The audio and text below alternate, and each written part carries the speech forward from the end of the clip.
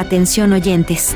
Desde los estudios centrales de Radio Perspectiva Bíblica Mundial, irrumpe en sus hogares, desde el púlpito, la palabra que transforma vidas. Bajo la conducción del pastor y evangelista José Barito, director del Ministerio de Sostén Propio, una voz que clama en Venezuela. Prepárese para un mensaje contundente sobre la verdad bíblica presente que sacudirá su espíritu y renovará su fe. El momento de la revelación ha llegado. Permanezca con nosotros.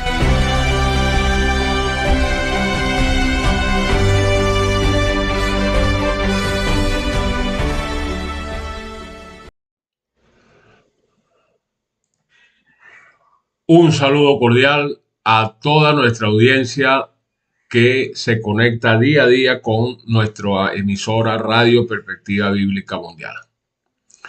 Valoramos profundamente su sintonía y el espacio que nos brindan cada día.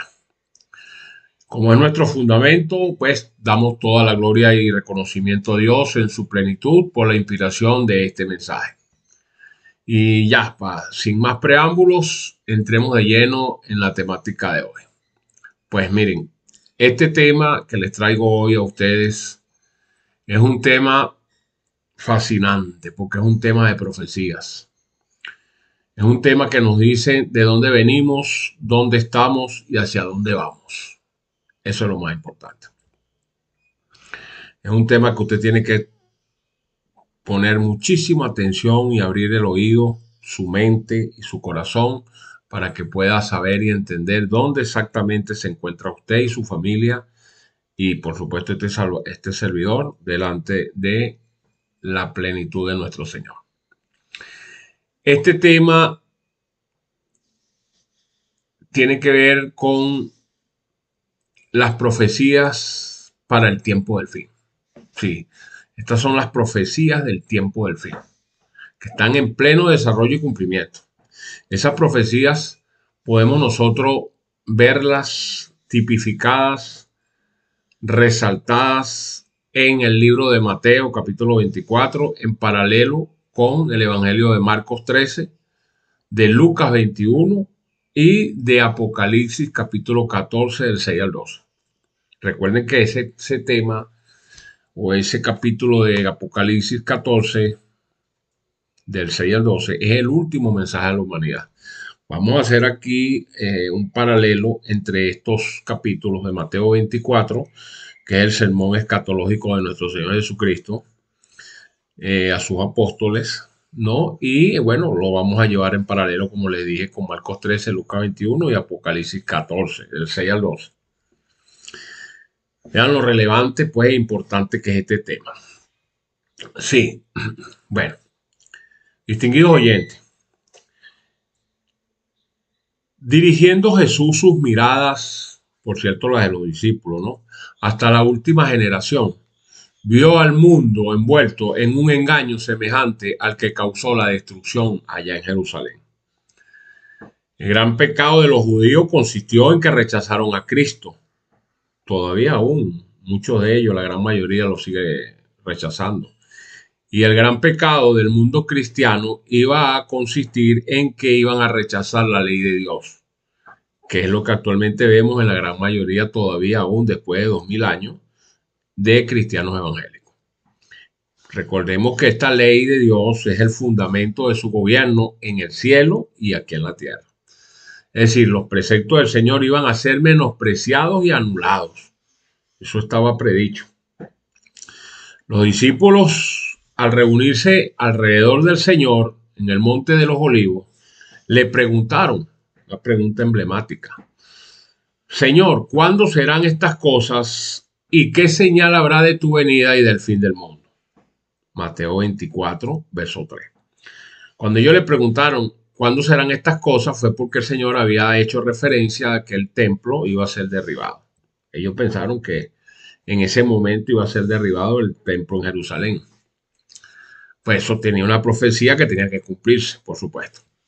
En vista a eso que el Señor ahí les refirió, entonces ellos preguntaron, ¿cuándo serán, Señor, estas cosas? ¿Y qué señal habrá de tu venida? Bueno, miren, lo por venir les era misericordiosamente velado a los discípulos, Cristo les dio un bosquejo de los sucesos culminantes que habrían de desarrollarse antes de la consumación de los tiempos. Lo que hizo fue darles un bosquejo, pero se lo dio en orden correlativo, ¿sabes? O sea que sus palabras no fueron entendidas plenamente. Entonces su significado iba a aclararse a medida que su pueblo necesitara la instrucción contenida en esa palabra. La profecía del Señor entrañaba un doble significado, al par que anunciaba también la ruina de Jerusalén, que presagiaba también los horrores del gran día final. Sí, Señor.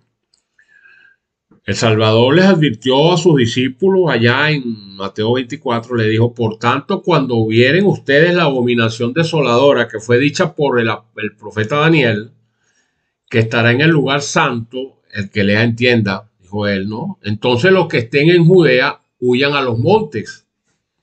Eso fue lo primero, lo fulminante que desde el inicio de su discurso. Eso lo registra Mateo 24, del 15 al 16, también Lucas 21. Esto quería decir que tan pronto como los estandartes del ejército romano, idólatra por supuesto, fuesen clavados en el suelo sagrado, en el templo, en Jerusalén, que se extendía a varios kilómetros más allá de los muros, los creyentes en Cristo tendrían que huir a un lugar seguro. Una orden, bueno, expresa del Señor. Al ver la señal preventiva, todos los que quisieran escapar debían hacerlo sin ninguna tardanza. Tanto en la tierra de Judea como en la propia ciudad de Jerusalén, el aviso de la fuga debía ser aprovechado en el acto. Todo el que se hallare para aquel instante en el tejado de su casa, por supuesto, no pudiera ser, o en otro lugar, no debía entrar en ella ni para tomar consigo lo más valioso que pudiera tener, siendo el tesoro que sea. Los que trabajaran en el campo y en los viñedos no debían perder el tiempo en volver para buscar nada. ¿Ok? ¿Por qué? Porque les venía una consecuencia. Todos debían marcharse sin tardar si no querían verse envueltos en la ruina general. Eso estaba avisado.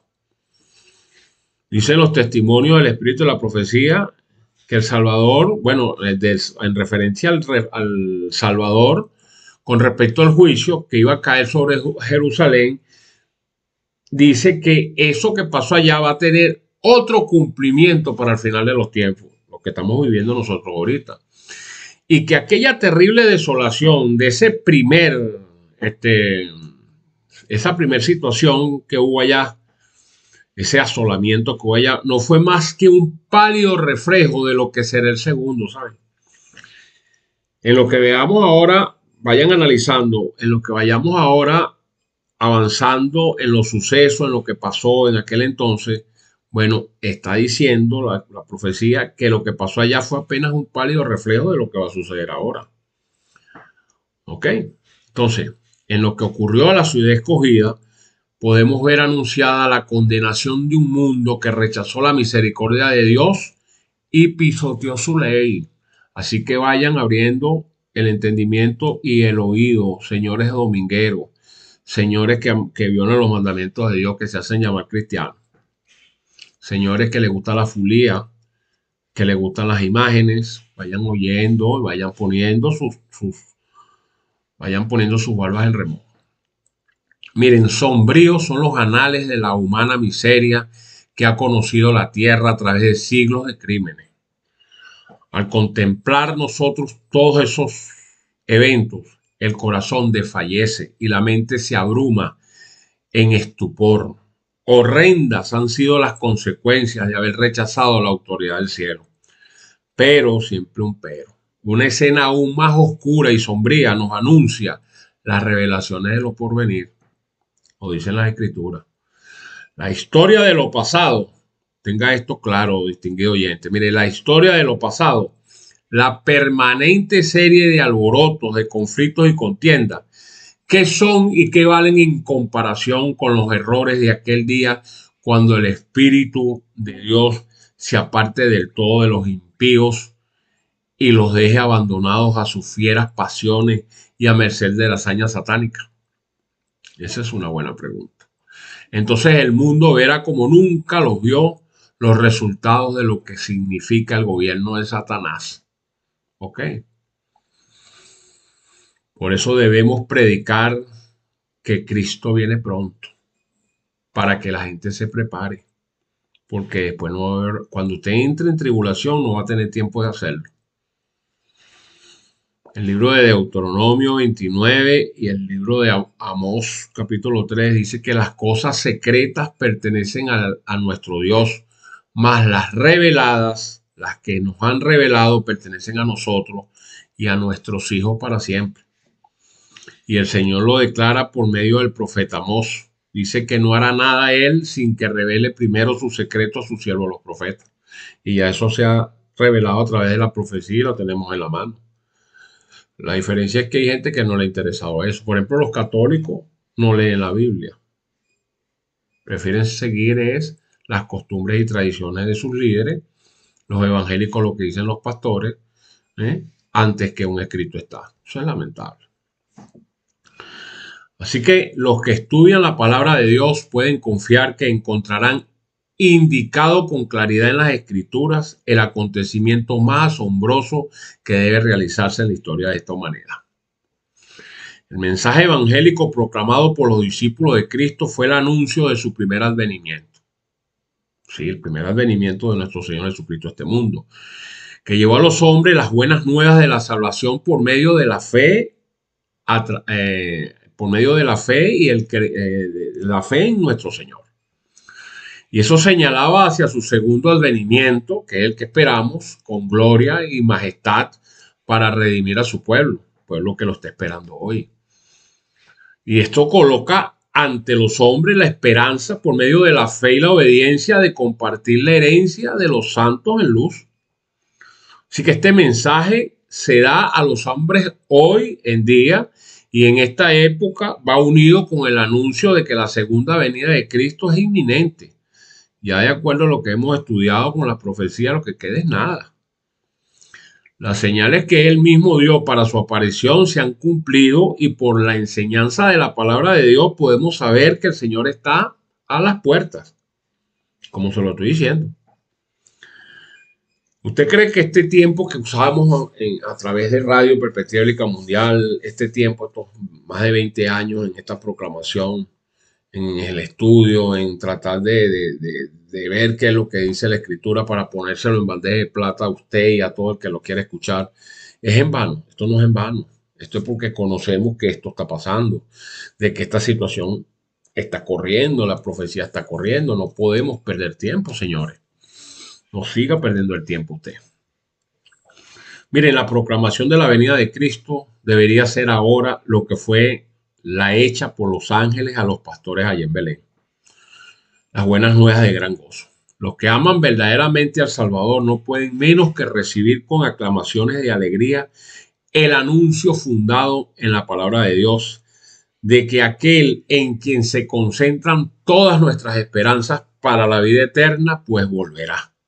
Sí, porque él lo anunció. No para ser insultado, no, ni para ser despreciado y rechazado, como pasó con su primer advenimiento, sino con poder y gloria para redimir a su pueblo. Son aquellos, ese pueblo que no aman al Salvador, son aquellos que no aman al Salvador quienes desean que nos regrese. Lastimosamente es una realidad incuestionable. Y no puede haber prueba más concluyente de que las iglesias se han apartado de Dios por la irritación y la animosidad despertadas por este mensaje celestial. Sí. Cuando usted le toca la tecla a la iglesia evangélica dominguera o a los católicos en algo que sea referente a que ellos están caminando el lado opuesto a lo que dice la Escritura, es un problema. Y eso recuerda lo que pasó con Jesucristo. Allá, cuando él tocaba el tema, a los fariseos, a los escribas, pues se engrifaban, querían matar. De hecho, lo mataron. Imagínese usted. La Biblia dice que nadie sabe el día ni la hora.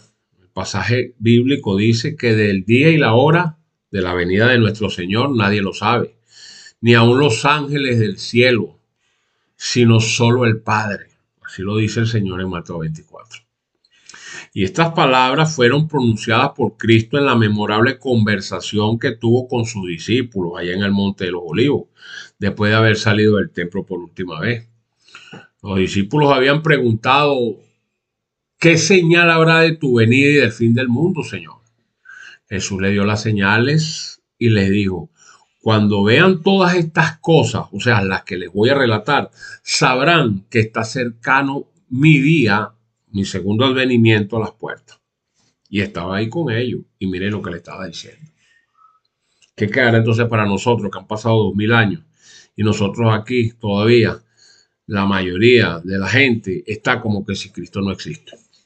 Imagínense ustedes. Así que menospreciar su aviso y negarse a averiguar cuándo su advenimiento esté cercano será tan fatal para nosotros como lo fue para los que allá viviendo en días de Noé no supieron cuándo vendría el diluvio.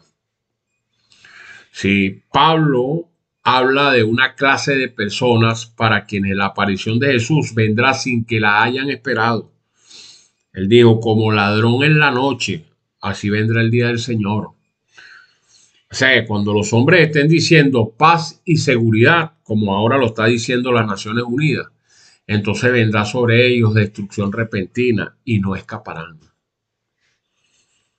A eso agrega, refiriéndose a los que han tomado en cuenta la amonestación del Salvador, dice: mas ustedes, hermanos, no estén en tinieblas, para que aquel día los sobrecoja como ladrón, porque todos ustedes son hijos de luz e hijos del día, no somos de la noche ni de las tinieblas. Eso se lo dijo él a sus apóstoles. Ojalá usted se encuentre dentro de uno de esos apóstoles y de esos escogidos que el Señor les refirió esa palabra. Ojalá usted y este servidor, pues. Así es como queda demostrado que las Sagradas Escrituras no autorizan a los hombres a permanecer ignorantes con respecto a la proximidad de la venida de nuestro Señor Jesucristo a esta tierra. Ahora su segundo advenimiento. Pero para los que no buscaban más que un pretexto para rechazar la verdad, terminaron cerrando sus oídos a las palabras cuando él dijo: pero del día y la hora nadie lo sabe. Y esas mismas palabras seguirán siendo repetidas hasta el fin de nuestros días por los atrevidos detractores de este mensaje y, sorprendentemente, hasta por los que profesarán ser ministros de Cristo o los que los profesan, sacerdotes y ministros. Miren, cuando se dio este mensaje inicialmente, los miembros más humildes y piadosos de las iglesias eran generalmente los primeros en aceptar ese mensaje. Los que estudiaban la Biblia por sí mismos, la palabra de Dios, comprendieron acerca del carácter opuesto y contradictorio de las opiniones corrientes que eran contrarias a las Sagradas Escrituras.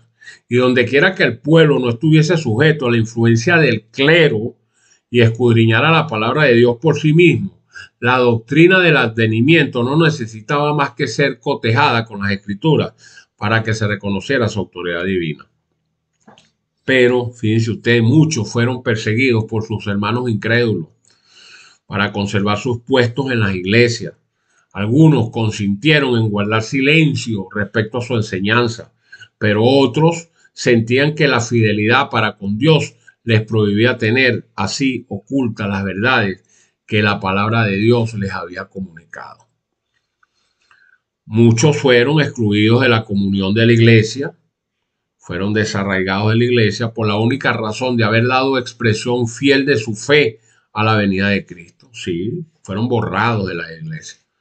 Lo que muchos ignoraban es que hay un mundo espiritual que está observando detenidamente todas nuestras acciones. Sí, los ángeles de Dios, señores, observan con el más profundo interés el resultado de la amonestación. Cuando las iglesias rechazaban el mensaje, los ángeles se apartaban con tristeza. Los sabemos por profecía. Sin embargo, eran muchos los que no habían sido probados con respecto a la verdad del advenimiento. Los que tardan en prepararse para el día del Señor no podrán hacerlo en el tiempo de la angustia, como se lo dije al principio, ni en ningún momento subsiguiente adicional, porque no lo habrá. El caso de estos será desesperado. ¿Sí? A los líderes no se les juzgará tanto por sus títulos académicos, sino por la fuerza espiritual que transmitían. ¿Sí? Surgirán personas con una fe profunda que se sentirán motivadas a compartir con pasión los mensajes que sientan que vienen de Dios. Se expondrán abiertamente los errores de las instituciones religiosas corruptas, como lo estamos haciendo ahorita. Se denunciarán las graves consecuencias de querer imponer normas religiosas a través de las leyes del gobierno, así como el avance del espiritismo y de la influencia silenciosa, pero rápida del poder del Vaticano. Porque eso es lo que está haciendo el Vaticano. Sí, miren, estas advertencias directas impactarán a la sociedad. Miles de personas que jamás habían escuchado algo así quedarán asombradas y desconcertadas. Escucharán el mensaje que muchas instituciones religiosas se han desviado o la han tratado de desviar por sus propios errores, el haber ignorado la verdad que se les ha presentado. El peor engaño es el vino de Babilonia. Sí, el profeta lo dijo allá en Apocalipsis 18. Dice: vi volar otro ángel descender del cielo con gran poder, y la tierra fue alumbrada con su gloria. Y clamó con voz potente diciendo: ha caído la gran Babilonia y se ha hecho habitación de demonios. Apocalipsis 18, 1, 2.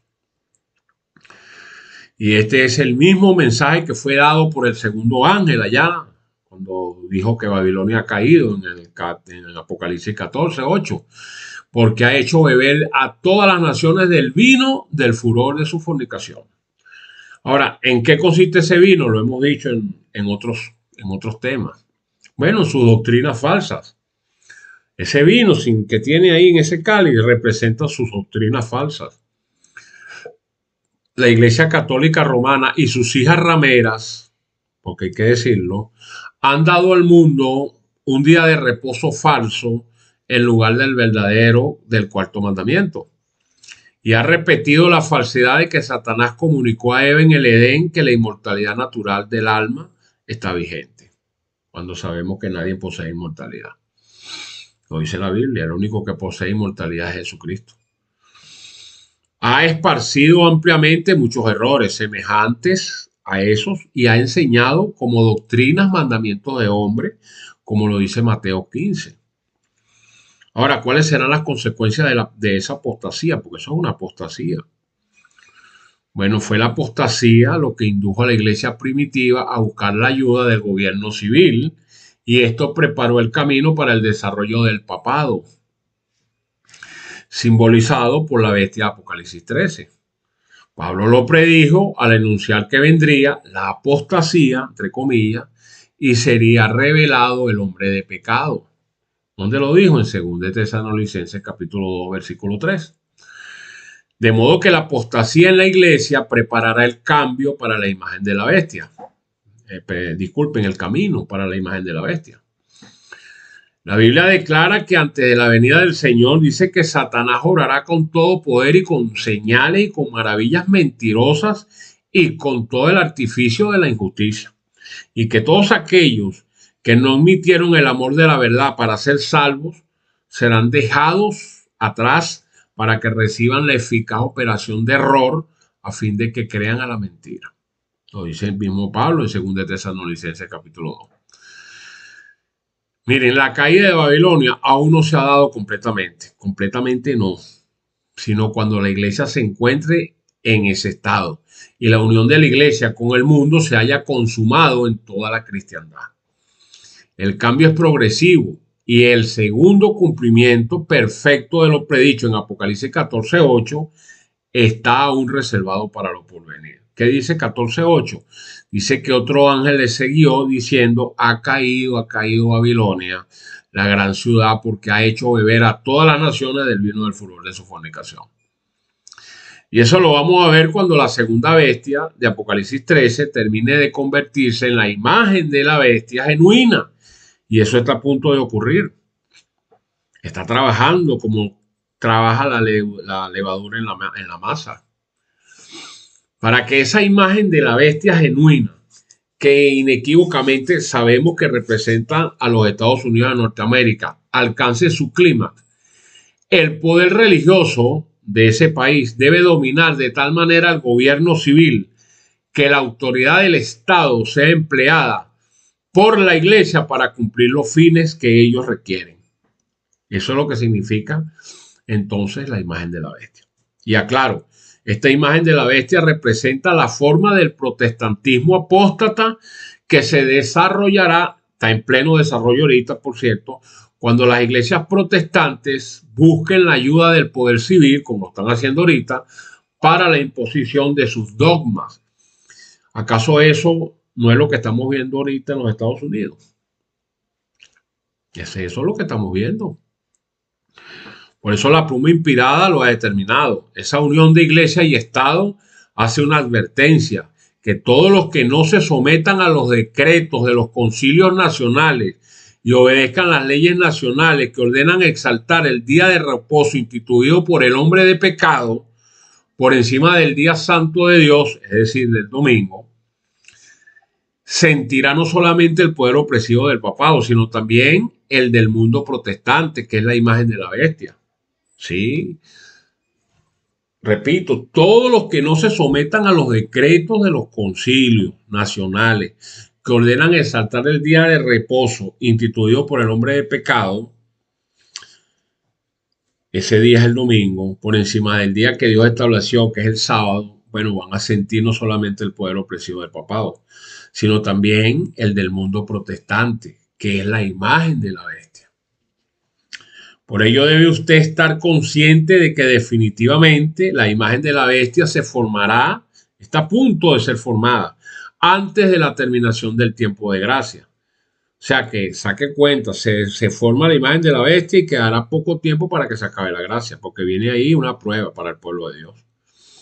Y esto debido a que constituirá una gran prueba para el pueblo de Dios, mediante la cual se decidirá su destino eterno. Sí, señor. Ahora hagamos una síntesis de la profecía de Mateo 24 para reforzar todo esto que hemos reseñado. Distinguidos oyentes, miren, en el capítulo 24 de Mateo, en contestación a la pregunta de sus discípulos respecto a la señal de su venida y del fin del mundo, Cristo había anunciado algunos de los acontecimientos más importantes de la historia del mundo y de la iglesia desde su primer advenimiento hasta su segunda venida. Lo podemos ver ahí en la explicación del texto en Mateo capítulo 24. Él dijo, comenzando su primer versículo, dice: cuando Jesús salió del templo y se iba, se acercaron sus discípulos para mostrarle los edificios del templo. Respondiendo él les dijo: ¿ven todo esto? De cierto les digo que no quedará aquí piedra sobre piedra que no sea derribada. Y estando él sentado en el monte de los olivos, los discípulos se le acercaron aparte y le dijeron o le preguntaron: dinos, Señor, ¿cuándo serán estas cosas que has señalado? ¿Y qué señal habrá de tu venida y del fin del mundo? Que es lo mismo decía el fin del siglo. Los discípulos hicieron 3 preguntas allí emblemáticas. ¿Cuándo serán estas cosas? ¿Qué señal habrá de su venida? ¿Y qué pasará con el fin del mundo? ¿O qué de ese fin del mundo? Los cuales Jesús respondió en ese mismo orden. ¿No así? ¿Cuándo serán esas cosas? Bueno, si usted va a la historia, podrá comprobar que desde el año 30 hasta el año 538 se desató una persecución pagana contra el pueblo de Dios. Usted puede corroborar en Mateo 24, del verso 4 en adelante, cuando respondió Jesús y les dijo: miren que nadie los engañe, porque vendrán muchos en mi nombre diciendo yo soy el Cristo, y a muchos engañarán. Y van a oír de guerras y rumores de guerra, pero miren bien que no sean turbados, porque es necesario que todo esto acontezca, pero aún no es el fin. Y siguió diciéndole, porque se levantará nación contra nación y reino contra reino. Igualmente dijo que habrán pestes, enfermedades, hambrunas y terremotos en diferentes lugares, y esto apenas será principio de dolores. Lo determinó el Señor. Aquí el Divino Maestro se refiere tanto a los acontecimientos relacionados con la destrucción de la ciudad de Jerusalén por el general Tito en el ejército romano en el año 70 de nuestra era, como a las persecuciones de que iban a ser objeto sus discípulos y todos los que profesaran su nombre en todos los lugares de la tierra, desde ese momento hasta el año 538.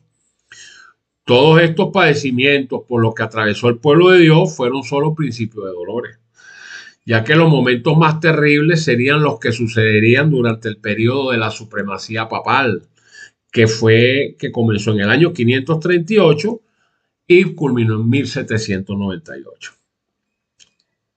Recordemos que desde el momento en que estas palabras fueron dichas, aproximadamente en el año 30 de nuestra era hasta el año 538, sucedieron incontables guerras y rumores de guerra, así como también los cristianos padecieron muchas persecuciones, de tal forma que todos los discípulos de Jesús fueron asesinados, menos el apóstol Juan, al cual luego de haber intentado darle muerte, se le intentó dar muerte, fue abandonado en la isla de Patmos para que muriera allí, siendo que en Patmos fue donde Juan escribió el Apocalipsis.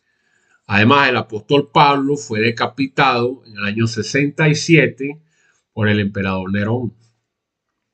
Y muchos miles de hijos de Dios fueron igualmente ejecutados. O sea que la primera ola de persecución golpeó a la iglesia primitiva, empezando con el martirio de Esteban en el año 34, como lo expresa el libro de Hechos de los Apóstoles, capítulo 8, del 1 al 4. ¿Qué pasó con Esteban? Primer mártir de los apóstoles que murió apedreado, y eso determinó que ahí culminó la profecía de las 70 semanas de la que habló el profeta Daniel. Se le quitó el sacerdocio al pueblo judío en el año 34. Ahora, después de la muerte de Esteban, se levantó contra los creyentes de Jerusalén, señores, una persecución tan violenta que todos fueron esparcidos por las tierras de Judea y de Samaria. Sí, señor. La segunda ola de persecución que vino ocurrió más tarde durante el mismo reinado del emperador romano Nerón, entre los años 54 al año 68, el cual este monstruo ejecutó una de las más terribles persecuciones contra los cristianos. ¿Sí? Recordemos, es historia, vaya la historia. En el año 64, el mismo Nerón, el monstruo Nerón, provocó el famoso incendio de Roma, tal como lo estableció el famoso historiador romano Tácito, lo dejó escrito. Y el emperador no solamente culpó a los cristianos, ¿no?, sino que emprendió la más encarnizada y cruel persecución en contra de los seguidores de Jesús, usando a los cristianos como antorchas para iluminar los corredores de Roma, arrojándoles también a las fieras y sometiéndolos al suplicio. Esto fue cruel. Ahora entienda usted, si eso fue fuerte y apenas fue, como dice la profecía, todo fue apenas un pálido reflejo de lo que viene, usted se imagina lo que viene. Por eso le digo, vaya poniendo las palabras en remojo. A eso le siguió pues la severa persecución destacada por Diocleciano y por Galerio, la que comenzó en el año 303 después de Cristo y continuó durante 10 años, una década. Sí, esta persecución señaló otro cambio de política en el sentido de que representó un intento completo de exterminio hacia el pueblo de Dios. Y estas persecuciones que empezaron bajo el imperio de Nerón, cerca del tiempo del martirio de Pablo, continuaron con mayor o menor furia por varios siglos. Los cristianos eran inculpados calumniosamente de los más espantosos crímenes y eran señalados como la causa de las mayores tragedias y calamidades como el hambre, las pestes y los terremotos. Como eran objeto de los odios y la sospecha del pueblo, no faltaban los delatores, que nunca faltan, y los traidores, que por vil interés estaban listos para vender a los inocentes. Imagínense ustedes lo que significa una traición. Mire cómo duele una traición. Cómo duele una traición. Usted lo puede culpar cualquier persona desconocida y puede decir que usted hizo esto, que hizo aquello. Pero usted sabe que duele. Que una persona que usted le ha dado su confianza, una persona que se ha sentado con usted en su mesa a comer, una persona que ha podido disfrutar la familia que usted tiene delante de esa persona, que usted le ha dado su casa para que se quede, le ha dado su carro para que lo maneje, le ha prestado plata en algún momento, que esa persona lo traicione. Eso no tiene nombre, ¿ya? Hay que prepararse, hay que prepararse. Sí. A esta gente se les condenaba como rebeldes contra el imperio, eran enemigos de la religión y eran azotes de la sociedad. Sí, muchos fueron arrojados a las fieras y quemados vivos en los anfiteatros. Otros, una gran mayoría, fueron crucificados. A otros los cubrían con pieles de animales salvajes y se lo echaban en la arena del circo, se lo echaban a los perros y a los leones. Estos suplicios constituían a menudo la principal diversión en las fiestas populares. Grandes muchedumbres solían reunirse para gozar de semejantes espectáculos donde saludaban y celebraban la agonía de los moribundos con carcajadas y aplausos. Ahora, yo quiero detenerme aquí un momento. Mire, usted analizó esto, es drástico, es decepcionante y es reflexivo. Usted puede pensar qué sintió el Señor en ese momento cuando estaba pasando eso. ¿Qué diferencia puede tener eso entre la diferencia de lo que hoy en día los seres humanos, después de 2000 años que hemos visto toda esta situación, celebran fiestas patronales que van en contra de la voluntad de Dios? Bailan negritos, bailan muñequitos, le tocan música a todas esas figuras creadas por el hombre, ¿verdad? Cuando el Señor ha dicho que todo eso es una abominación para Él. Una abominación. Si Él dice que eso es una abominación, lo mismo decía Él con estas muertes, estas ignominias que sucedieron en esa época. Señores, vayan reflexionando. Miren, no tiene ninguna diferencia. Lo que hacían estos emperadores con el pueblo de Dios a lo que está haciendo hoy el pueblo de Dios, mancillando la voluntad de Dios. Vayan viendo esa situación. Por eso es que estamos como estamos. Por eso es que estamos como estamos. Ahora, debemos destacar la segunda interrogante que hicieron los apóstoles a Jesús en el Monte de las Olivas. Ellos preguntaron, ¿y qué señal, Señor, habrá de tu venida? Importantísima esa pregunta. Pues miren, desde el año 538 hasta 1798 ocurrió algo que fue lo peor que ha ocurrido en este planeta, más inclusive peor que lo que ocurrió con los emperadores allá en la persecución del pueblo de Dios. Y fue la persecución papal, así como lo están escuchando, la Iglesia Católica. Y esto fue diabólico. Mateo 24, versos del 9 al 13 dice: entonces los entregarán a tribulación y los matarán y serán aborrecidos de todo el mundo por causa de mi nombre. Muchos tropezarán y se entregarán unos a otros, lo que hablé de la tradición de ahorita, ¿no?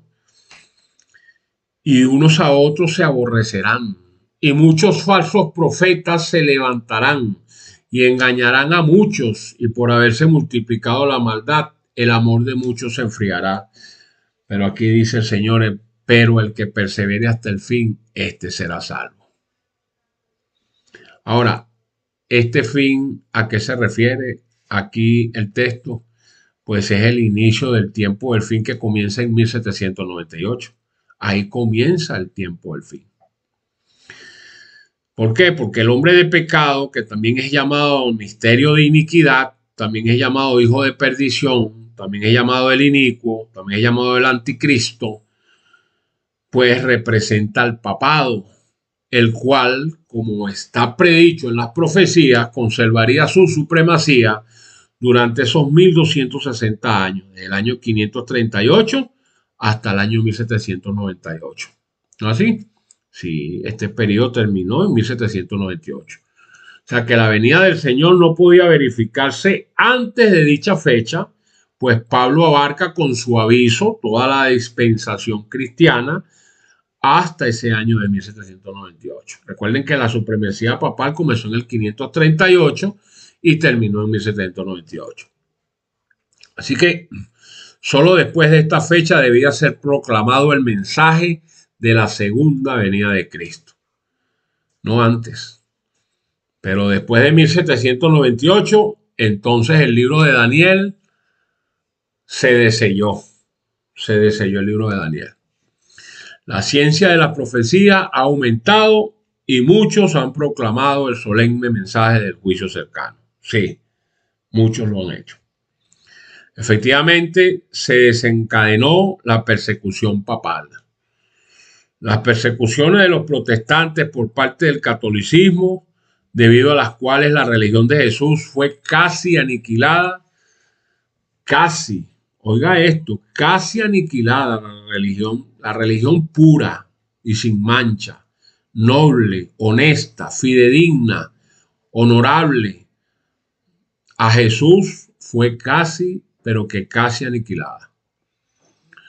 Ahora, serán para estos últimos tiempos que hoy vivimos más que imitadas eso que pasó allá cuando se une el protestantismo con el papado. Eso está en pleno desarrollo. Así que no podemos olvidar que en el siglo XIII se estableció la más terrible de las maquinaciones del papado, la Inquisición. Recuerden eso, la Inquisición. El príncipe de las tinieblas, Satanás, obró de acuerdo con los jefes de la jerarquía papal. En sus concilios secretos, el innombrable y sus ángeles, sus demonios, gobernaron los espíritus de estos hombres perversos y fue escrita, lamentablemente, la historia de hechos por demás horrorosos para ser presentados a la vista de los hombres como Babilonia la Grande, es decir, la jerarquía papal, como está escrita, fue embriagada de la sangre de los santos. Por eso está escrito eso en la Biblia. Usted sabe la sangre que esta gente derramó. Los cuerpos mutilados de millones de mártires que clamaban a Dios venganza contra aquel poder apóstata a través de ese concilio que se hizo para poner en marcha, puesta en marcha la Inquisición y asesinar a todas esas personas cristianas que simplemente obedecían a un escrito está. Solamente eso, un escrito está. Por eso la Biblia dice que este poder está embriagado de la sangre de los santos. Eso hay que verlo, señores. Eso hay que verlo. Entonces, el versículo 14 del libro de Mateo, el verso 14 de Mateo 24, Jesús hace un alto allí para hablar de un periodo de tiempo especial que está contenido dentro del tiempo del fin y que abarca desde el año 1844, como dijimos, hasta su segunda venida en gloria y majestad. Dice él allí en ese texto que será predicado dice el Señor mismo, subrayen evangelio del reino en todo el mundo para testimonio a todas las naciones y entonces vendrá el fin. Cierro comillas. Entonces, veamos ese periodo desde 1844 hasta la ley dominical que actualmente estamos esperando. Que la palabra testimonio allí en ese texto, que hace referencia a Mateo 24:14, se refiere a la redención y a la transformación del carácter de todos los que van a predicar ese mensaje. Y el plazo va a concluir con la ley dominical. La palabra ahí, testimonio, es por martirio. Y martirio es transformación del carácter. Es una redención que se obtiene a través de la transformación del carácter por lo que van a pasar esos hombres que están actualmente y seguirán anunciando la palabra de Dios. Porque eso no fue fácil. El Señor dijo, si a mí me persiguieron, a ustedes los perseguirán. Si a mí me mataron, a ustedes los matarán. ¿Por qué? Porque el siervo no es mayor que su Señor. Y esto comenzará en 1844, o comenzó en 1844, ya que esa es la fecha en que Cristo comienza una nueva etapa de su ministerio en el santuario celestial, al pasar del lugar santo al lugar santísimo. Y con ello, pues, empieza la hora del juicio, tal como lo expresó el apóstol Juan en Apocalipsis. Todo está reseñado. Mire, la Biblia dice en Apocalipsis 14, ese evento lo registra. Dice, vi volar por en medio del cielo, a otro ángel que tenía el evangelio eterno para predicarlo a los moradores de la tierra, a toda nación, tribu, lengua y pueblo, diciendo a gran voz, teman a Dios y denle gloria, porque la hora de su juicio ha llegado. No dice que llegará, dice que ha llegado. Y adoren a aquel que hizo el cielo y la tierra, el mar y la fuente de las aguas. Entonces, así como en la antigüedad los pecados del pueblo eran puestos por fe sobre la víctima ofrecida y por la sangre de ésta se transferían figurativamente al santuario terrenal, pues así también, ahora en el nuevo pacto, los pecados de los que se arrepienten son puestos por fe sobre Cristo y transferidos, de hecho, al santuario celestial. Y así como la purificación típica de lo terrenal se efectuaba quitando los pecados con los cuales había sido contaminado el penitente, así también la purificación real de lo celestial debe efectuarse quitando o borrando los pecados registrados en el cielo. Pero antes de que esto pueda cumplirse, debe examinarse los registros para determinar quiénes son los que por su arrepentimiento del pecado y su fe en Cristo tienen derecho a los beneficios de la expiación cumplida por nuestro Señor Jesucristo. Ahora, la purificación del santuario implica, por lo tanto, una obra de investigación. Por eso se le llama un juicio preadvenimiento o un juicio investigador. Es una obra de juicio. Esta obra debe realizarse antes de que venga Jesucristo por segunda vez para redimir a su pueblo. Pues cuando Él regrese, ahora lo estamos esperando, viene con su galardón. ¿Por qué? Para que pueda otorgar la recompensa a cada uno según haya sido su obra. Por eso Apocalipsis 22:12 dice, ciertamente vengo en breve para recompensar a cada uno según haya sido su obra. ¿Se fija? Viene con la recompensa. Para venir con la recompensa es porque ya revisó los registros de cada persona que iba a heredar la salvación. Por ello, las Escrituras nos indican que cuando culminó la profecía de las 2300 tardes y mañanas, culminaron en 1844. Entonces fue cuando Cristo entró en el lugar santísimo del santuario celestial para cumplir la hora final de su expiación preparatoria para su venida. Eso es maravilloso, ese es el plan de salvación. Y el apóstol lo ratifica.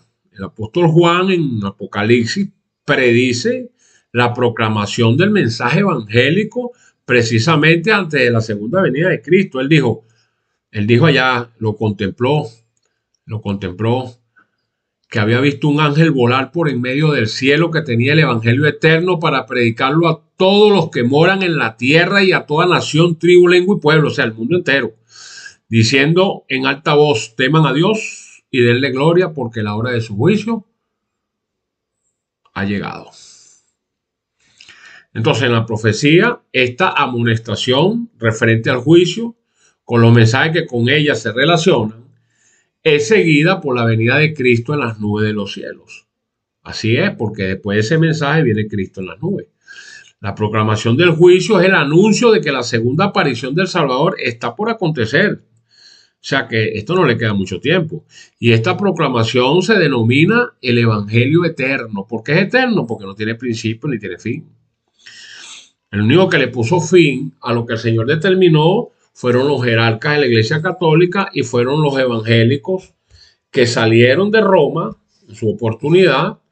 Ahora se hacen llamar protestantes, pero yo no sé qué protestan, porque el protestante es el que llega hasta el final protestando lo que está haciendo la iglesia ramera y siempre va a protestarlo. Pero una persona que se adhiere a lo que sigue diciendo la iglesia ramera, la gran ramera, entonces no puede estar protestando, ¿no? Entonces ellos fueron los únicos que le pusieron fin a ese evangelio. Ya el evangelio no es eterno para ellos. El evangelio llegó hasta cuando ellos decidieron pues cambiarlo. No tienen la facultad para ello, sin embargo ellos lo hicieron. Y eso se lo han enseñado a un pueblo incauto que está allí creyendo en todo lo que ellos dicen y siguiendo sus lineamientos a expensas, ¿no? O en detrimento de lo que el Señor determinó que era el evangelio eterno. Y esto es lamentable. Así es como vemos que la predicación de la segunda venida de Cristo y el anuncio de su cercanía es una parte esencial del mensaje evangélico. Y para ir culminando, señores, miren, con respecto a la tercera interrogante, cuando ellos preguntaron, ¿y qué del fin del siglo o del fin del mundo? Pues miren, el tiempo del fin comienza en 1798, como se lo dije, porque ahí es donde el Señor entra entonces en otra fase, en la fase de la revisión de los pecados, 1844 en adelante. Mateo 24:15 dice, por tanto, cuando vean en el lugar santo la abominación desoladora de la que habló el profeta Daniel, el que lea que entienda. Sí, Jesús, nuestro Señor, da primero las medidas preventivas antes de explicar lo que es la abominación desoladora, aunque ya hemos abordado este tema.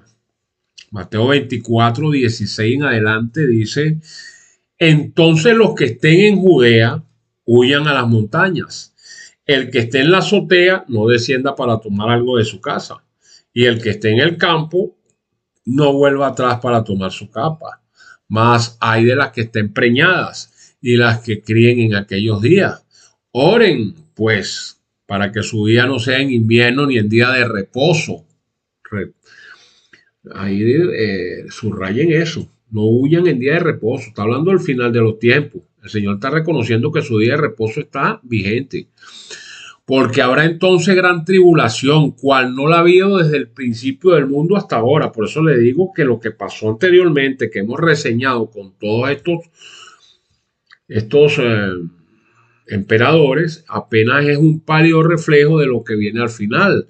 Porque ustedes están escuchando. Oren pues para que vuestra huida no sea en invierno ni sea en día de reposo. Porque vendrá entonces una gran tribulación, cual no la ha habido jamás desde el principio del mundo hasta ese día. Ni la habrá. ¿Por qué? Porque será la última. Y si aquellos días no fueren acortados, pues dice la Escritura que nadie podría ser salvo. Mas por causa de los escogidos, aquellos días tendrán que ser acortados. Porque si no, imagínese usted con esa persecución que viene. El versículo 21, Jesús está citando las palabras allí del profeta Daniel. Por eso es que el Apocalipsis se concatena con lo que dice Daniel. Dice que en aquel tiempo se levantará Miguel. Sabemos que Miguel es el arcángel Miguel, que es Jesucristo. Arcángel significa jefe de los ángeles. El gran príncipe que está de parte de los hijos de tu pueblo. Y será tiempo de angustia, cual nunca fue desde que hubo gente hasta entonces. Pero en aquel tiempo será libertado tu pueblo, todos los que se hayan escrito en el libro. Los que estén escritos en el libro. Ahora, si usted no sella el pacto, usted no puede estar escrito en el libro. Sencillamente no será revisado y se habrá perdido.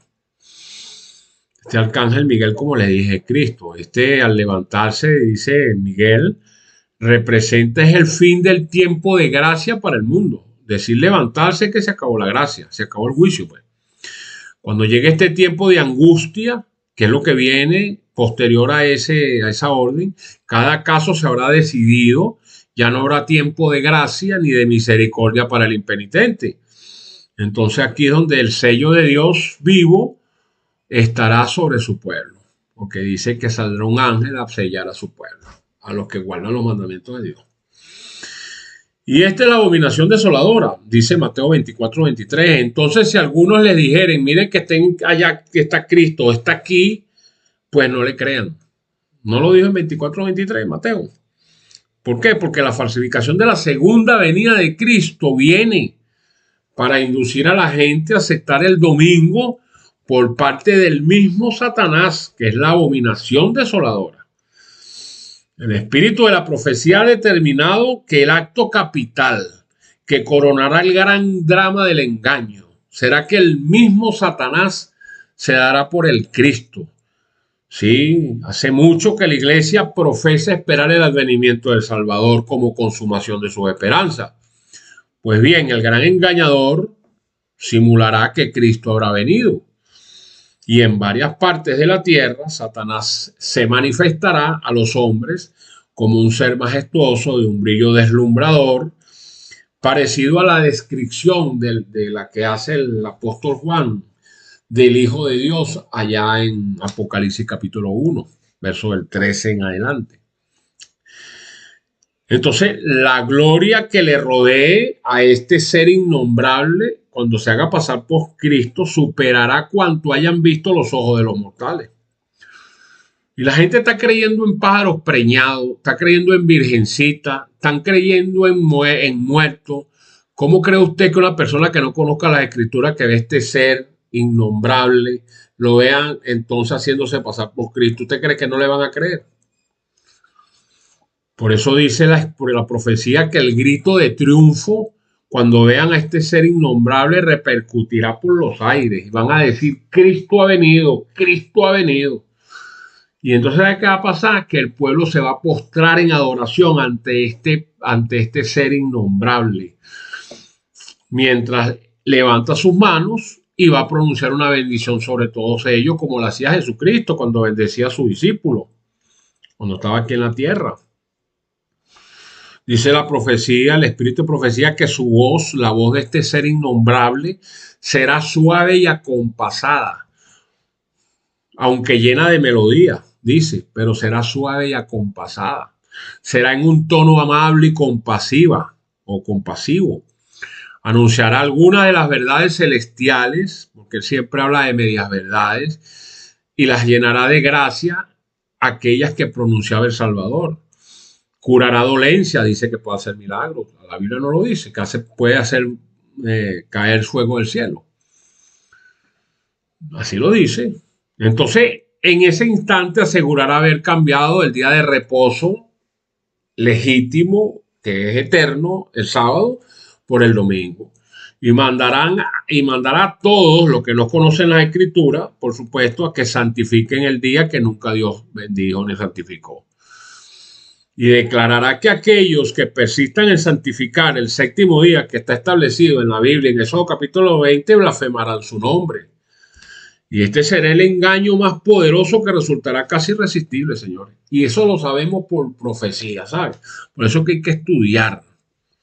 El que no conoce a dónde va, dice el refrán, ningún camino lo conducirá. Si usted no conoce lo que dice la Escritura, ¿qué va a estar usted? Si es que usted se la pasa alimentando mentiras con muñequitos de palo, ¿cómo usted va a creer que usted va a salir ileso de una situación de esta naturaleza? Dígame. Ahora, el pueblo de Dios que guarda celosamente los mandamientos y conoce la Escritura no se va a extraviar. Porque podrá decirle, te veo, probablemente te toco y te escucho, pero Jehová te reprenda. Eso es lo que le va a decir cuando lo vean. ¿Por qué? Porque sabrán de inmediato que las enseñanzas del falso Cristo no están en armonía con la Sagrada Escritura. Además, no se le permitirá a Satanás falsificar la manera en que vendrá Jesús, porque la manera en que Cristo vendrá no la puede imitar él. ¿Cómo lo va a poder imitar si él no es omnipotente, no es omnipresente, ni es omnisapiente? ¿Ah? ¿Cómo puede él imitar esa venida? ¿Ah? El Salvador lo previno y se lo previno a su pueblo contra este engaño y predijo claramente cómo sería su segundo advenimiento. Él lo dijo, porque se levantarán falsos cristos y falsos profetas que darán señales y grandes prodigios. Uno de ellos va a ser Satanás. De tal manera que engañarán, escuchen esto, si es posible, aún a los escogidos. Así que si le dijeran que Cristo está aquí o está allá, pues no le crean. ¿Por qué? Le voy a decir por qué. Porque como el relámpago que sale del oriente y se muestra hasta el occidente, dice la Biblia, así será también la venida del Hijo del Hombre. Entonces, ¿cómo puede imitar semejante aparición un ser innombrable de esta naturaleza? No puede.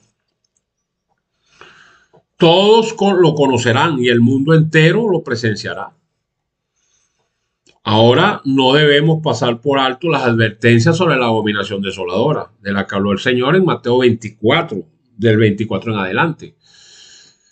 Dice que se levantarán, lo hemos dicho, falsos cristos y falsos profetas y harán grandes señales y prodigios de tal manera que engañarán, si fuera posible, aún a los escogidos. Ya os lo he dicho antes, que si os dijeren, mire, está en el desierto, no salgáis, o mirad, está en los aposentos, no lo creáis. ¿Se fijan? Hay un contraste abismal entre la abominación desoladora y la segunda venida de Cristo. Lo vimos, Mateo 24, del 27 en adelante, dice que porque como el relámpago que sale del oriente y se muestra hasta el occidente, así será también la venida del Hijo del Hombre. Y ese mismo capítulo 24, del 29 al 30, dice, e inmediatamente después de la tribulación de aquellos días, el sol se oscurecerá y la luna no dará su resplandor. Eso es una señal inequívoca. Y las estrellas caerán del cielo y las potencias de los cielos serán conmovidas. Imagínese usted. Entonces aparecerá la señal del Hijo del Hombre en el cielo. Y entonces se lamentarán todas las tribus de la tierra. Todo el mundo se lamentará, dice aquí. ¿Por qué? Porque verán al Hijo del Hombre viniendo sobre las nubes del cielo con poder y gran gloria. ¿Qué van a hacer? Se van a esconder. Se van a esconder, dice la Biblia, que se meterán entre los peñascos, se meterán entre las cuevas, entre las zanjas, porque saben que estaban fuera de fase. Eso es más claro, sería imposible. Ahora, ¿cuál será la señal definitiva de la venida de Cristo? Bueno, dice el Espíritu de Profecía, que pronto aparecerá en el este una pequeña nube negra de un tamaño como la mitad de la palma de la mano. Es la nube que envuelve al Salvador y que a la distancia parece rodeada de oscuridad, porque eso se verá lejísimo. Se verá pequeño, pero irá engrandeciendo. Así lo dice. Solo que el pueblo de Dios sabe que es la señal del Hijo del Hombre. Así que, distinguidos oyentes, la abominación desoladora tiene que ver con la apostasía de mandar a guardar el domingo. Y eso es lo que significa quitar el continuo. No se engañe. Ya sabe cómo vendrá Jesucristo. No va a pisar este suelo, porque este suelo está maldito por el pecado. Entonces, ¿qué es lo que nos dice esta profecía? Daniel capítulo 12 dice que desde el tiempo que se ha quitado el continuo sacrificio, hasta la abominación desoladora, que es la falsificación de la venida de Cristo de parte de Satanás, habrá 1290 días. Ahora, ¿qué es el continuo? ¿Qué significa eso de continuo? Pues, ¿cuál ha sido la señal que de continuo, desde la creación del hombre, ha sido un signo distintivo entre el pueblo de Dios y el mundo? Entre el que sirve a Dios y el que no le sirve. ¿Cuál ha sido la señal perpetua dada por el mismo Dios para diferenciar a su pueblo? Dígame, ¿cuál es? Bueno, dejemos que la misma Biblia sea la que lo responda. Si esa señal, ese continuo fue dado al hombre en la creación, ¿sabe? Y que es tremendo como la iglesia evangélica agarró el continuo. Primero la iglesia católica, porque fue la precursora de ese desastre, pero la iglesia evangélica lo agarró y lo enterró en la basura. Increíble, ¿no? Génesis capítulo 2 en adelante dice, fueron pues acabados los cielos y la tierra y todo el ejército de ellos, y acabó Dios en el día séptimo la obra que hizo. y reposó el día séptimo de toda la obra que hizo. ¿Qué hizo después que hizo eso? Bendijo Dios el día séptimo y lo santificó, porque en él reposó de toda la obra que había hecho la creación. No conforme con eso, lo ratificó al dar su santa ley allá en el monte Sinaí. Se la entregó a Moisés, la escribió con su propio dedo en tablas de piedra. ¿Dónde está registrado? Vaya a Éxodo capítulo 20, del 8 al 11. Dice, acuérdate del día de reposo, el sábado, para santificarlo. Dice que 6 días trabajarás y harás toda tu obra, más el séptimo. O sea que aquí se quita de plano que ese día de reposo que está hablando el obispo de Roma, que le dice Shabbat también, porque la palabra ahí reposo significa Shabbat. Shabbat es cesación. Ellos están diciendo que su Shabbat es el domingo, primer de la semana, pero aquí el versículo me dice, y harás tú toda tu obra más el séptimo día, que es el último día. Inequívocamente no puede ser entonces otro día diferente al sábado. Dice que no habrás obra alguna, ni tú, ni tu hijo, ni tu siervo, ni tu criada, ni tu hueste, ni extranjero que esté dentro de tus puertas. Y dijo que no conforme con eso, entonces al final lo bendijo y lo santificó. Y lo que Dios bendice y santifica no puede ser tirado por tierra, señores. También lo estableció como señal para el pueblo de Dios. En Éxodo 31, 12, dijo, y tú hablarás a los hijos de Israel diciendo, con todo eso ustedes guardarán mis sábados, porque es señal entre ustedes y yo, por vuestras generaciones. ¿Para qué? Para que el mundo sepa que yo soy Jehová que los santifiqué. No dice el texto. Y Ezequiel 20, también el profeta 20:20 dijo, y santifiquen mis sábados para que sean por señal entre ustedes y yo, para que sepan que yo soy Jehová que los santifico. El mismo Jesucristo en el libro de Lucas dijo que vino a Nazaret donde había sido criado y entró conforme a su costumbre el día del sábado en la sinagoga y se levantó a leer. Lo repitió en Lucas capítulo 13 también. También lo guardaron los apóstoles en Hechos capítulo 13. Dice que lo guardaron los apóstoles, todos, en capítulo 13, 42, en 13, 44. Y aún Jesús en su muerte lo guardó. Sí. ¿Para qué? Porque murió el viernes, descansó el sábado y resucitó el domingo. ¿Por qué durmió? ¿Por qué estuvo en la tumba el día sábado? Para no profanar el día de reposo. Y lo más tremendo, ¿no? Representa la bendición de la victoria final sobre el pecado y sobre la maldad, porque el libro de Hebreos, capítulo 4, verso 4, y del 9 al 11 dice, porque en cierto lugar dijo así del séptimo día, y reposó Dios de todas sus obras en el séptimo día. Por tanto, queda un reposo para el pueblo de Dios, porque el que ha entrado en su reposo también ha reposado de sus obras, como Dios lo hizo de las suyas. Entonces dice, procuremos pues entrar en ese reposo para que ninguno de nosotros caiga en semejante ejemplo de desobediencia. Es una reprensión, una exhortación directa del apóstol Pablo a la humanidad, últimos que quedamos sobre esta tierra. Entonces, el sábado también representa la adoración al verdadero Dios, porque dice el libro de Mateo capítulo 12 que el Hijo del Hombre es el Señor del día de reposo, o sea, Jesucristo. Y finalmente, el Señor no lo deja allí, sino que en Isaías capítulo 66, verso 23, dice que de mes en mes y de sábado en sábado, o del séptimo día de la semana, séptimo día de la semana, vendrán todos a adorarme, lo dice el Señor. Imagínense ustedes. Debe ser que allá, en ese tiempo, cuando eso venga, van a haber dos grupos, porque va a haber mucha gente. Un grupo que se va a congregar los sábados, como dice el Señor en su texto eterno de Isaías 66, y vendrán los domingueros. Entonces el Señor va a agarrar un día, el domingo, también para reunirse con ellos. Debe ser eso, no sé.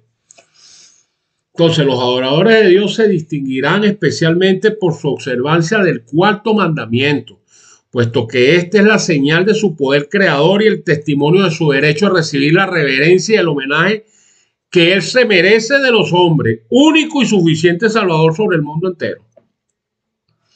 Así que los rebeldes se distinguirán por sus esfuerzos, como lo están haciendo ahorita, que ni siquiera quieren oír, para derribar ese monumento que creó, dijo, bendijo y santificó nuestro Señor. Una prueba de ello lo está haciendo ahorita el gobierno de los Estados Unidos, mandando a que se santifique, a que se aparte, se agarre un día de reposo para la humanidad, pues inicialmente para los Estados Unidos, pero eso después va a ser llevado a cabo a través del nuevo orden mundial para que también se vea obligada la humanidad a obedecerlo. Entonces están tirando por tierra lo que dijo el Señor. Entonces, es exaltar el día instituido por Roma. Cuando el conflicto culmine, la cristiandad estará dividida en dos grandes clases. No va a haber 1000 de religiones ni 40.000 denominaciones, no. Van a haber solamente dos tipos o dos clases o dos grupos nada más. Los que guardan los mandamientos de Dios, que sabemos por Biblia que es una simple minoría, y porque son los que tienen el testimonio y la fe de Jesucristo, como lo dice Apocalipsis 12:17 y Apocalipsis 14:12, y sencillamente a los que adoran a la bestia y a su imagen y reciban su marca. Y ahí están metidas todas las religiones que no creen en Cristo porque no lo aceptaron nunca, que son todas esas religiones milenarias, y serán todos entonces estos hombres, si no rectifican, digo yo, ojalá rectifiquen. Dentro de los judíos ortodoxos que no quieren nada con Jesucristo, están los 40.000 denominaciones evangélicas que no quieren nada con el día de reposo sagrado. Y bueno, por supuesto los jerarcas de la Iglesia Católica y los que le sigan. Entonces es mi deseo de que usted y todo aquel que esté en franca oposición a este principio y mandamiento básico de Dios sea iluminado por el Espíritu del Señor y para que comprenda que el mensaje del tercer ángel significa mucho para nosotros y que la observancia del verdadero día de reposo será la señal que diferenciará a los que le sirven a Dios y a los que no le sirven. Entonces el sábado ha de ser siempre la señal por la eternidad que va a distinguir a los obedientes de los desobedientes. Y el innombrable ha trabajado con poderosa maestría a través de su representante en esta tierra, que es el obispo de Roma y su curia romana, para anular el cuarto mandamiento y conseguir con ello que se pierda de vista la señal eterna del Dios eterno. El sábado es una señal de la relación que existe entre Dios, nuestro creador, y su pueblo. Es una señal que indica que son sus súbditos obedientes y que observan su santa ley. Así que la observancia del sábado es el medio ordenado por Dios para preservar el conocimiento de sí mismo y de distinguir entre sus súbditos leales y los transgresores de su ley. En contraposición a ello, tenemos entonces la marca de la bestia. Fijémonos bien cuando el apóstol Juan fue llamado a contemplar a un pueblo distinto de los que adoran a la bestia o a su imagen al guardar el primer día de la semana. ¿Por qué? Porque la observancia de este día es la marca de la bestia, el domingo. Sí, la marca de la bestia es el día de descanso papal. Escríbalo. No espere que le llegue ese día, pero cuando le llegue la prueba se manifestará claramente que ese falso día de reposo espurio domingo que está llevando a troche y mocha al Congreso de los Estados Unidos para que sea decretado como día de reposo y el mundo entero le diga amén, pues es la marca de la bestia. Y hay que tomar previsiones para antes de que el enemigo de las almas falsifique la venida de Cristo.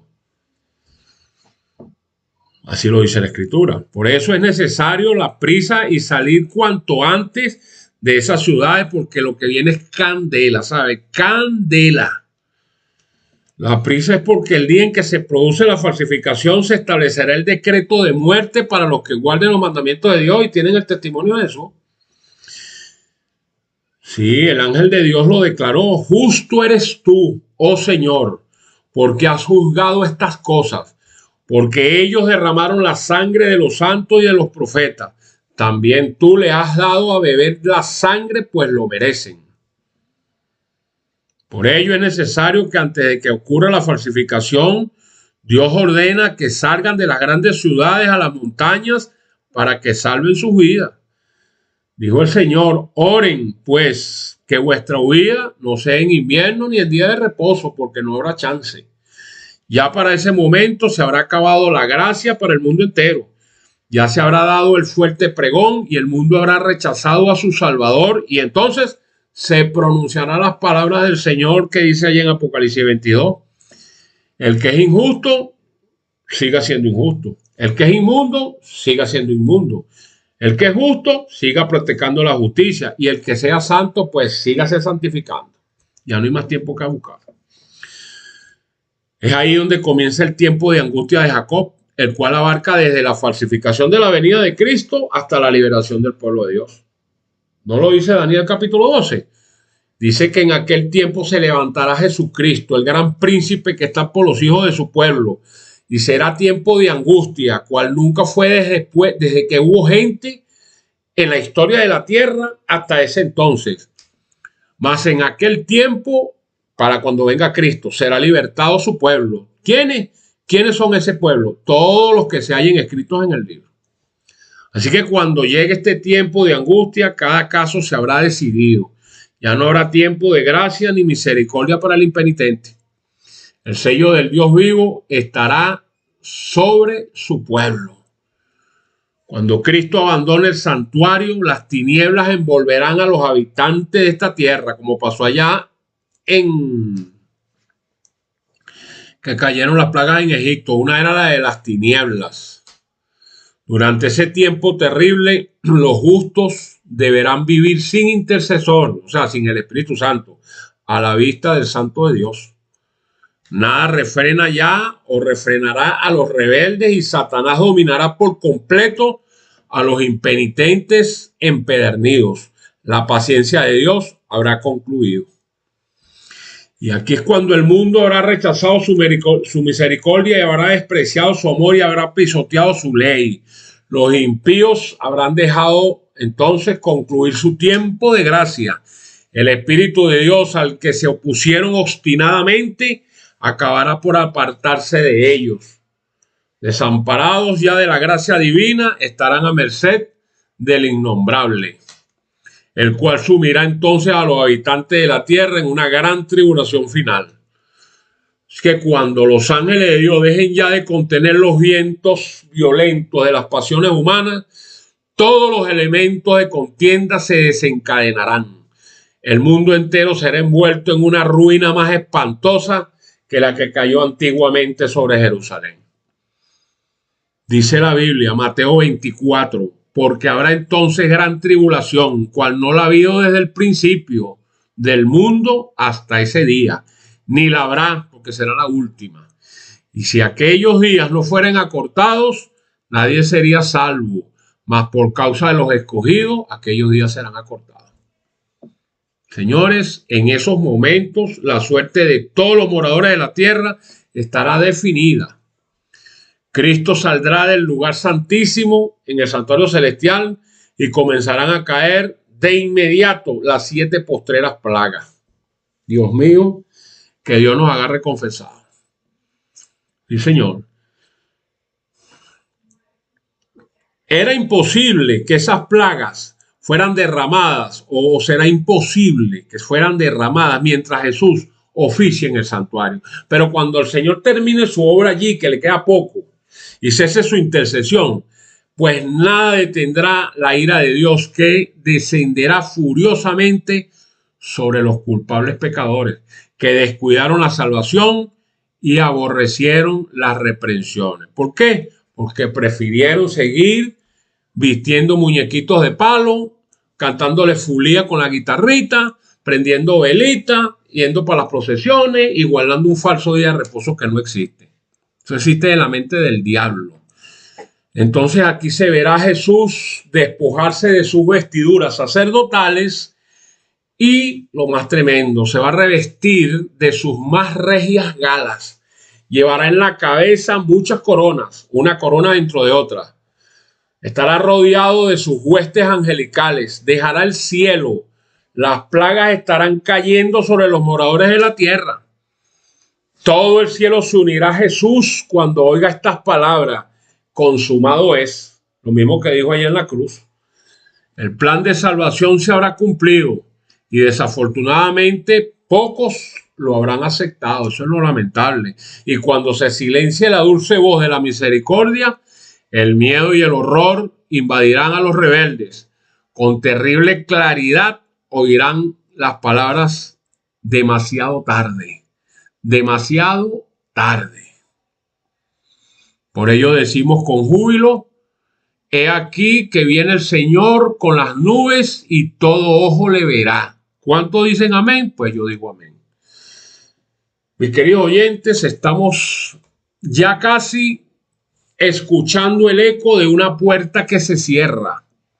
Así que, familia, hoy el cielo todavía guarda silencio, esperando tu respuesta. Sí, Señor. Estamos viviendo en los minutos finales de la misericordia divina. Ese tiempo de gracia donde la voz de Jesús aún es el susurro dulce que dice: ven a mí. Pues la decisión es suya. Si va a Él o sigue vistiendo muñecos de palo y sigue con la guitarrita. Usted lo decide. Pero llegará un momento, el más glorioso para unos y el más desgarrador para otros, donde ese susurro será reemplazado por la declaración final, como hemos dicho: hecho está. Y en ese instante el plan de rescate para la humanidad se cerrará para siempre y no habrá más espacio para las excusas ni tiempo para las dudas. Y termino. La tragedia de ese día no será la falta de perdón, no, sino el haberlo rechazado hasta que el reloj se detuvo. No permitas que tu historia termine con el eco aterrador de un demasiado tarde. Hoy, mientras la puerta sigue abierta, asegúrate de que tu nombre no solo sea pronunciado aquí en la tierra, que bastante que suena, sino reconocido arriba en los cielos, que cuando el universo entero celebre la victoria final, pues tú y tu familia, ojalá, no sean un espectador del horror, sino un protagonista de la redención. ¿Por qué? Porque ya Jesús hizo su parte. Hoy te toca a ti decidir si su sacrificio fue suficiente para tu vida. Así que, señores, tuve el placer de dirigirme a todos ustedes hoy nuevamente. Les habló de Venezuela el pastor José Barito. Me despido bajo la soberanía de nuestro Padre Celestial, confiando en su dirección para los días por venir. Gracias por ser parte de la familia de Radio Perspectiva Bíblica Mundial. Hasta un próximo encuentro. Que Dios les bendiga.